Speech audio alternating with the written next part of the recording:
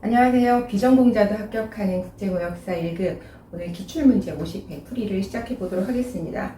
첫 번째 교시 1과목 무역 규범인데요. 좀 빠르게 우리 오답을 확인하고 넘어가도록 하겠습니다. 1번입니다. 대외무역법령에서 규정하고 있는 특정 거래 형태의 수출입에 대한 설명으로 올바른 것을 고르라고 하고 있고요. 답은 2번이죠. 자, 1번 보기 보시면 외국인수 수입이란 수입 대금은 외국에서 지급되고 수입 물품도 국내에서 인수하는 게 아니라 수입 물품도 외국에서 이제 인수를 하는 게 바로 외국 인수 수입이 되겠죠.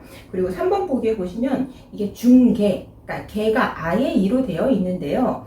중개, 여의 이가 되어야 되겠습니다. 그래서 중개 무역은 이제 수출할 것을 목적으로 해서 우리나라로 가지고 와서 우리나라 보세구역이라던가 자유무역 지역에서 이제 반출되지 아니한 상태로 우리나라 국내 시장으로 반출되지 아니한 상태로 이제 외국으로 다시 나가는 것을 이제 중개 무역이라고 하죠. 우리 보기에 있는 중개 아의 이로 되어 있는 거는 이제 무역의 어떤 당사자로서 어떤 이제 거래가 되는 것이 아니라 이제 중개 수수료를 어떻게 보면 소개 수수료처럼 수수료를 취득하는 형태라고 보시면 되겠습니다.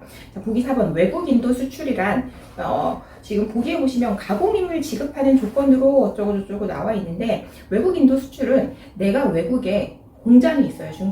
중국 공장에 있는 물건을 바로 미국으로 판매를 하는 그런 형태의 이제 수출을 말하게 되겠습니다. 그래서 1번의 답은 2번이 되겠고요. 2번 문제 보시면 대외무역 법령에서 규정하고 있는 수출에 해당하지 않는 것을 고르라고 하고 있어요. 답은 4번인데요. 보시면 관세법에 의한 보세 판매장에서 출국 예정자인 내국인에게 라고 되어 있는데 출국 예정자인 내국인이 아니라 외국인에게 국내에서 생산된 물품을 판매하는 것이 해당이 되겠죠. 그래서 답은 4번이 되겠습니다.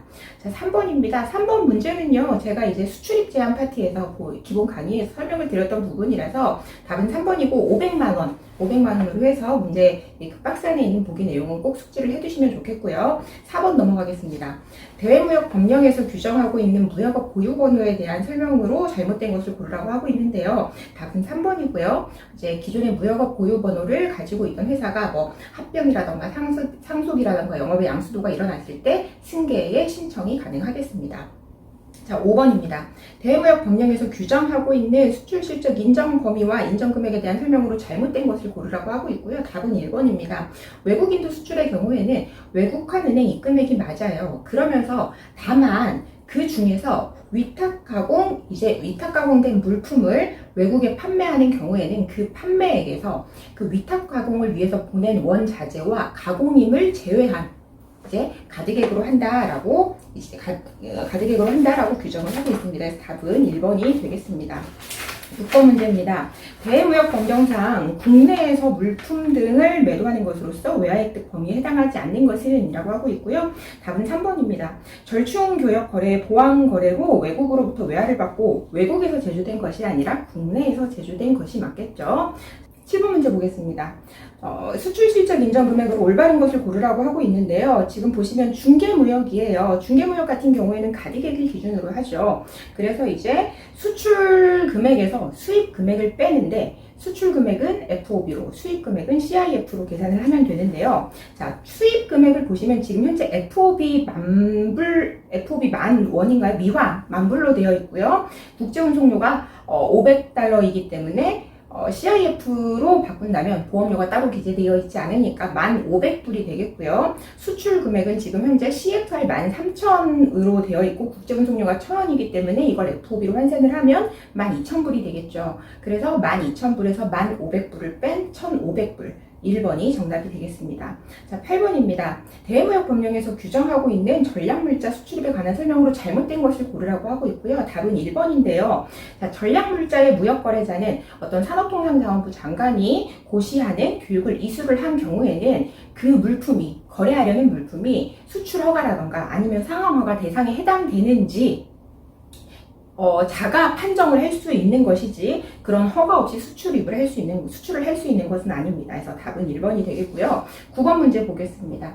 대외무역 법령상 수출국에서 이제 주요 부분품의 단순 조립 물품, 결국에는 원산지 표시에 대한 내용이죠. 중고 물품은 imported from 이런 식으로 하게 되어 있고, 단순 조립 물품은 organized, 단순 혼합 물품은 mixed in 이렇게 표시를 하도록 하고 있습니다.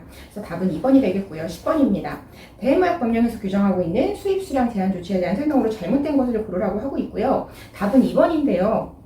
보기에 보시면 산업통상자원부 장관이 수입 수량을 제한하는 경우 기준 수량 미만으로 수입 수량을 제한할 수 없다라고 되어 있어요. 자, 일단은 수입 수량 제한 조치를 하는 경우에는 기준 수량 이상으로 하도록 하고는 있는데, 이렇게 했을 때에 우리나라 산업의 어떤 심각한 피해를 방지하거나 아니면 구제하기가 어렵다고 뭔가 명백하게 인정이 되는 경우에는 기준 수량 미만으로도 수입 수량을 제한할 수 있다라고 보시면 되겠습니다.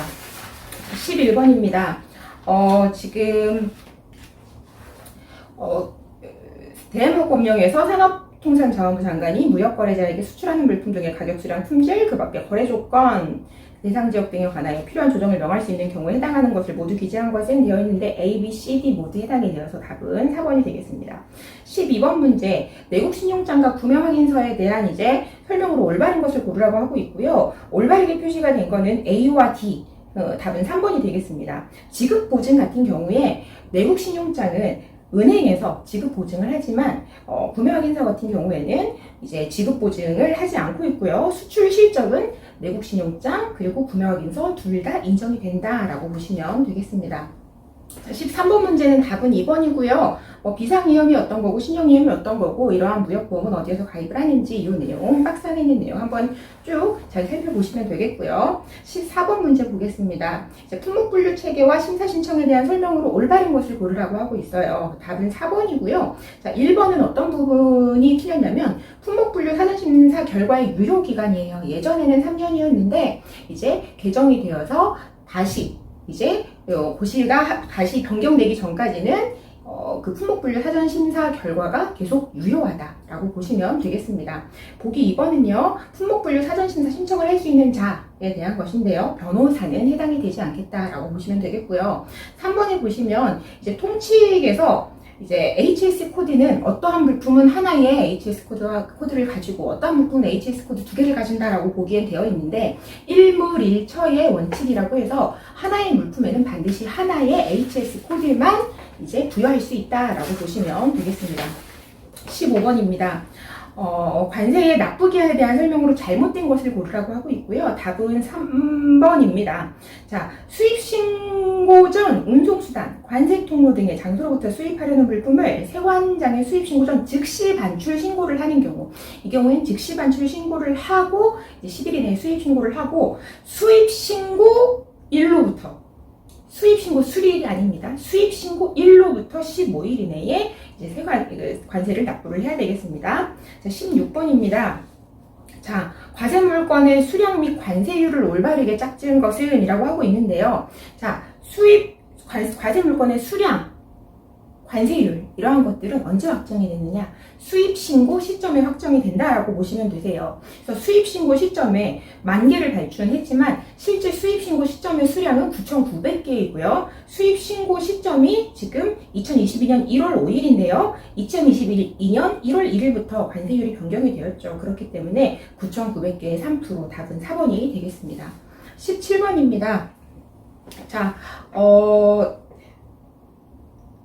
지금 도난당한 경우에 관세법상 납세 의무자를 고르도록 하고 있는데요. 우리 어떠한 물건이 도난 또는 분실이 되었을 때에는 도난 또는 분실된 때에 이제 과세물건이 확정이 되고, 그 도난 또는 분실된 물품이 어딘가 보관되어 있다거나 고세운송 중이었다면 운영인이라던가 보관인이라던가 취급인이라던가 고세운송 신고인이 납세의무자가 되도록 하고 있었죠. 그래서 17번의 답은 3번이 되겠습니다. 자, 18번입니다. 괄호 안에 들어갈 용어를 올바르게 나열한 것은 이라고 하고 있는데요. 자, 첫 번째 보시면 납세 의무자는 신고 납부한 세액이 부족하다는 것을 알게 되었을 때 신고 납부한 날로부터 몇 개월 이내에 보정하여 줄 것을 요청할 수 있다는데 이건 6개월이 되겠죠. 예, 대신에 보정 신청 기간이 이제 대신에가 아니라 납세 의무자는 보정 신청 기간이 경과한 후 신고 납부한 세액의 부족이 있는 때에는 수정 신고를 할 수 있다. 그래서 세관장은 수정 신고할 때 부족 세액 외에 부족 세액의 몇 %를 받죠. 이제 기본적으로 10%입니다. 그래서 답은 1번이 되겠는데요. 만약에 이렇게 부족세액이 발생이 되었는데 부당한 방법으로 과소신고를 해서 부족세액이 발생했다라고 하면 10%가 아닌 40%가 맞겠고요. 이제 이 외에 가산세가 부과가 되는데요. 미납되었거나 부족한 세액에 대해서 이제 어떠한 적정한 이자 수준, 그러니까 적정한 수준의 이자 더하기 그리고 납부기한까지 납부되지 않은, 그러니까 미납되거나 부족한 세액의 3% 이 둘을 합친 것이 가산세로 부과가 된다라고 보시면 되겠습니다. 19번입니다. 관세액을 이제 산출하라고 하고 있고요. 지금 기본관세, WTO 양호관세, 한중 FTA 관세, 할당관세 이렇게 나와 있고요. 관세율을 적용할 수 있는 요건은 모두 충족이 되어 있다고 해요. 기본관세가 제일 하위 순위죠. 그리고 이제 FTA 관세가 제일 1순위, 그 다음 WTO 할당관세인데 FTA라던가 WTO 양호관세는 하위에 있는 세율보다 낮은 경우에 우선 적용하도록 하고 있어요. 그렇기 때문에 할당관세가 적용되어서 100만 원에 대한 2%, 답은 2만 원, 1번이 되겠습니다. 자, 20번입니다. 괄호 안에 들어갈 용어를 올바르게 나열한 것은 이라고 되어 있어요. A 보시면 산업경쟁력 강화, 물가 안정, 세율 불균형 해소 등을 위해서 40% 범위율을 기본 세율에서 가감해 더하거나 뺄 수 있다라고 하는 거 할당관세에 대한 이야기죠. 할당관세가 적용됐던 사례를 보면 요소수라던가 예전에 아스크라던가 최근에 돼지고기 7월 1일부터 할당관세 적용돼서 0%가 되고 있죠. 그래서 40%라고 하는 거는 많이들 헷갈려 하시는데 예를 들어서 원래 관세율이 10%였다. 그럼 거기에 40%면은 4%까지 플러스 마이너스 가능한가? 이게 아니라 10%의 플러스 마이너스 40%를 더하거나 뺄 수 있다라고 하는 겁니다. 그렇기 때문에 0%까지도 적용이 가능한 거다라고 보시면 되겠고요. B 보시면 특정 물품의 수입 증가로 국내 시장이 교란되거나 산업 기반이 붕괴될 우려가 있는 경우에 관세율을 100%까지 인상해 운영하는 것, 조정관세를 이야기하고 있죠. 조정관세 같은 경우에는 이제 예를 들면 이런 거죠. 국내 산업을 일정 기간 보호할 필요가 있는 경우, 그런 물품들 같은 경우에 조정관세 적용이 가능하다라고 보시면 되겠습니다. 그래서 20번의 답은 2번이 되겠고요. 21번 보시면 관세법상 수입 시 재수입 면세를 받을 수 있는 경우로 잘못된 것은 답은 4번입니다. 자, 감면이나 환급 같은 거를 받은 경우에는 관세 면제가 불가하다라고 기본 강의에서 말씀을 드렸었습니다. 자, 22번 문제입니다.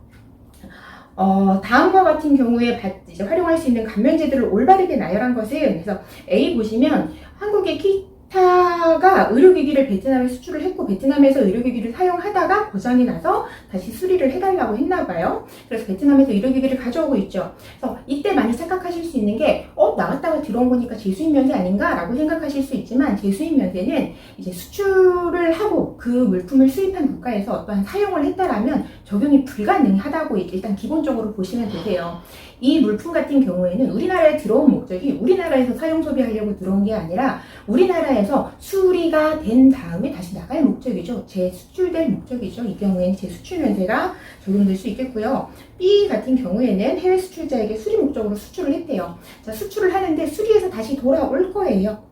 이 경우에는 해외 인가공 물품 감면을 받을 수 있고 나갈 때, 수출될 때 HS코드와 수입될 때 HS코드 10단위는 변하지 않아야 되겠다라고 보시면 되겠습니다. 그래서 22번의 답은 2번이 되겠습니다. 23번입니다. 잘못된 보기, 공제유수에 대해서 잘못된 보기 고르라고 하고 있고요. 2번입니다. 답은 구매자가 해당 물품의 대가와 판매자의 채무를 상계하는 금액은 공제한다라고 되어 있는데 이러한 상계 금액은 실제 지급 금액에 포함이 되도록 하고 있죠. 즉 과세 가격에 해당이 된다라는 이야기로 보시면 되겠습니다. 24번입니다. 관세법령상 관세조사권 남용 금지에 관한 규정에서 세관 공무원이 이미 조사받은 자를 다시 조사할 수 있는 경우로 올바른 것을 모두 기재한 것은 답은 3번이고요. A, B, D, E 같은 경우 는 맞는 보기가 되겠고 C 같은 경우는 납세자가 법에서 정하는 신고, 신청, 과세자료 제출 등 납세협력 의무를 이행하지 않은 경우에는 납세자 성실성에 납세자는 성실하다라는 납세자 성실성 추정 원칙에서 배제가 되고 이제 관세조사 대상자로 오히려 선정이 될 수 있겠다라고 보시면 되겠습니다. 자, 25번입니다. 관세법령에서 규정하고 있는 심사와 심판에 대한 설명으로 잘못된 것을 고르라고 하고 있죠. 답은 2번이고요. 자, 대리인으로 선임할 수 있는 사람 중에 세무사는 없다라고 하는 점 체크를 해두시면 되겠고요. 26번 보겠습니다. 지정보세구역에 대한 설명으로 올바른 것은 자, 답은 4번이고요. 1번 지정보세구역의 종류에는 지정장치장과 이제 세관검사장이 있었고요. 지정장치장에 물품을 보관할 수 있는 기간은 63빌딩 가구였나요? 기본 6개월에 플러스 3개월까지 가능하고, 지정장치장에 물건을 보관했을 때 그 보관의 책임자는 물건의 주인인 화주이거나 그 지정장치장에 물건을 넣은 반입자라고 보시면 되겠습니다. 그리고 그 지정장치장에는 지정보세구역에는 화물관리인을 세관장이 지정을 할 수 있죠. 근데 어떤 불가피한 사유로 화물관리인을 지정을 할 수 없을 때는 직접 그 화물을 관리할 수 있다라고 보시면 되겠습니다. 27번입니다. 관세법상 장치물품의 폐기에 관한 설명으로 잘못된 것을 고르라고 하고 있어요. 답은 4번이고요. 보세구역에 장치된 외국물품이 멸실되거나 폐기되었을 때, 이때는 이제 운영인이라던가 보관인으로부터 관세를 징수를 하게 되고, 관세물건의 확정은 폐기되었을 때, 멸실되거나 폐기된 때 기준으로 관세물건이 확정이 된다라고 우리가 기본관계에서 또 이야기를 했었죠. 28번입니다. 관세법령상 보세운송의 승인을 받아야 되는 경우, 이 문제도 이제 출제가 몇 번 됐었어요. 그래서 A, B, C, D 모두 맞는 경우다라고 보시면 되겠습니다. 또는 관세범으로서 조사를 받고 있는 경우라던가, 아니면 어떤 검역이 필요한 물품인 경우, 이러한 경우들도 이제 보세운송의 신고가 기본이지만 신고가 아닌 승인을 받아야 되는 경우에 해당이 되었었습니다. 자, 29번입니다. 그래서 28번의 답은 4번이고요. 29번, 관세법령상 수출입 신고에 대한 설명으로 잘못된 것을 고르라고 하고 있는데요. 자, 3번입니다. 답은. 자, 보시면 A사가 국내 제조업체인 C사로부터 구매한 물품을 수출할 경우 C사, 제조사의 명의로 수출 신고를 할 수 없다라고 되어 있는데, 우리 관세법에서는 수출 신고의 경우에는 화주에게 해당 물품을, 그러니까 화주에게 수출 물품을 제조해서 공급한 자, 제조사죠. 그 공급한 자의 명의로 할 수 있다라고 법에서는 규정을 하고 있습니다. 자, 30번입니다. 우편물 통관에 대한 설명으로 잘못된 것을 고르라고 하고 있어요. 답은 3번이고요. 자, 세관 공무원이 필요하다라고 생각하면요, 우편물 검사를 할 수가 있어요. 대신에 그 우편물의 포장을 풀었다가 다시 포장해야 된다라고 하고 있습니다. 30번의 답은 3번이 되겠습니다. 위법한 행위에 해당하진 않아요. 자, 31번입니다. 관세법령상 규정된 원산지의 확인 등에 대한 내용으로 올바른 것을 모두 고른 것은 답은 3번입니다. A, C, D는 이제 맞는 보기가 되겠고요. B 같은 경우에는 수출물품의 경우에는 원산지 결정 기준이 수출국인 우리나라와 실제 수입국의 원산지 결정 기준이 다를 경우에는 실제 물품이 유통될 곳인 수입국의 원산지 결정 기준에 따를 수 있도록 하고 있습니다. 자, 32번입니다. 기사의 내용을 발췌한 거래요. 괄호 안에 들어갈 지식재산권. 딱 봐도 서천 한산소곡주 해서 지역명이 나오고 있죠. 답은 4번 지리적 표시가 되겠습니다. 자, 33번입니다. 관세환급특례법상 수출용 원재료 관세환급과 관련한 거래 내용이다. 괄호 안에 들어갈 용어로 올바른 것은, 자, A사가 원단을 직접 수입을 하고 관세를 납부를 했대요. 제가 A사예요. 그러고 나서 그거를 그대로 B사한테 넘긴 거예요. 그러면 내가 관세를 납부할 때 수입세금 계산서를 받았겠죠? 관세를 납부를 했겠죠? 난 세금을 납부했다라고 하는 증거가 있어요.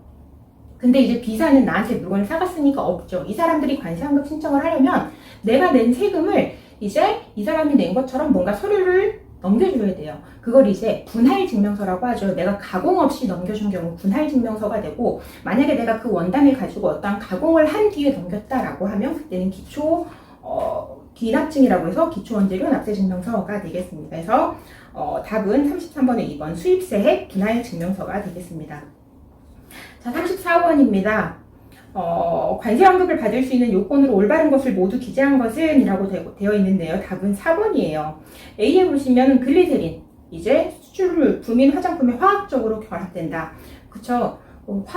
화학적으로나 물리적으로 결합되는 것. 그리고 이제 그 공정에 직접 투입되어서 소모되는 소모품, 그리고 수출물품의 포장용품, 이런 것들이 관세환급 원재료에 해당이 되었었고요. 그리고 관세환급을 받기 위해서는 수출신고 수리일로부터 소급해서 2년 이내에 수입한 원재료가 이제 환급 대상이 되고, 그리고 수출 신고 수리일로부터 2년 이내에 환급 신청을 해야 된다. 이게 지금 B하고 D의 내용이고요. 자, 기본적으로 환급은 유상 수출인 경우에 환급이 되지만 일부 무상 수출인 경우에도 환급이 가능해요. 예를 들면 박람회나 전시회에 참가를 했는데 거기서 외국 사람한테 돈 받고 판매를 했다거나, 아니면 우리 보기 C처럼 수출 계약을 직접적으로 하기 위해서 무상으로 보내는 샘플, 전분용 물품 같은 경우에도 관세 환급의 대상이 되겠다라고 보시면 되겠습니다. 자, 35번입니다. 수출용 원재료 관세 환급 특례법의 정액 환급 유표 및 간이 정액 환급에 대한 설명으로 잘못된 것을 고르라고 하고 있어요. 답은 4번이고요.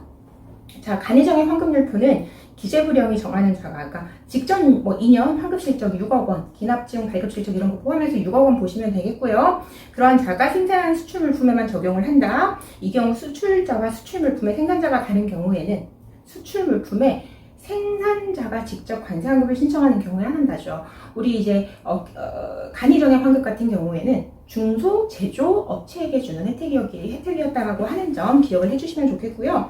36번입니다. FTA 원산지 결정 기준에 관한 설명 중 올바른 것을 모두 기재한 것은 답은 3번입니다. A, B, C 맞는 보기가 되겠고요. 자, D 같은 경우에는 직접 운송 원칙에 대한 내용이에요. 다이렉트로 가야 돼. 한미 FTA는 한국에서 미국으로 다이렉트로 가야 돼. 그러면서 보기에서는 그렇게 하지 않으면 어떠한 경우에도 FTA는 적용해주지 않겠어 라고 하고 있는데 예외가 있었죠.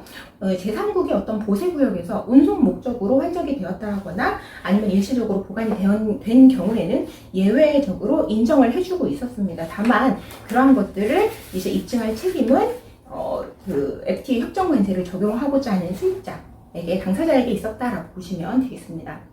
37번 FTA 원산지 증명에 대한 설명으로 잘못된 것을 고르라고 하고 있어요.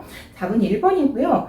이제 관련 서류는 5년의 범위 내에서 이제 대통령령으로 정하는 기간 동안 보관하여야 된다. 그래서 2년을 5년으로 바꿔주시면 되겠고요. 자, 38번 수입 관세율을 일부 만체한 것이다. 이에 대한 설명으로 올바른 것은 답은 4번이고요. 1번 베트남은 아세안 회원국이기 때문에 한 아세안 FTA 원산지 증명서 적용 가능해요. 다만 한 아세안 FTA 증명서로 한 베트남 FTA 관세율을 적용할 수는 없어요. 한 아세안 FTA 원산지 증명서를 받아왔다면 한 아세안 FTA 협정 세율이 24%가 적용이 돼야 되겠고요. 2번 원산지증명서 발급 방식 한 베트남, 한 중국, 한 아세안 전부 기관 발급이 되겠다라고 보시면 되겠고요. 3번 FTA한 원산지 증명서를 제출하지 않고 수입하는 경우 관세율 적용 순서에 따라 WTO 양호관세율 45%를 우선 적용한다라고 되어 있는데, WTO 양호관세가 하위 세율인 기본 세율보다 더 높기 때문에 기본 세율이 적용이 되어서 30%가 적용이 되겠다라고 보시면 되겠습니다. 자, 39번입니다. FTA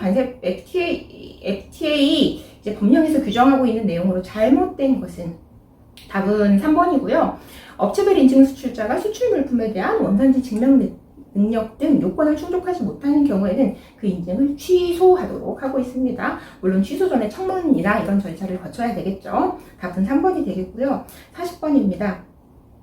FTA 관련 법령에 따라 원산지 증명서의 작성, 발급, 인증 수출자에 대한 설명으로 올바른 것을 모두 기재한 것은, 그래서 답은 3번 B, C, D는 맞는 보기고요. 자, A가 틀린 보기입니다. 원산지 인증 수출자로서 인증 수출자를 획득을 했다고 해서 어떤 이제 원산지 조사라던가 원산지 검증 대상에서 제외가 되는 건 아니에요.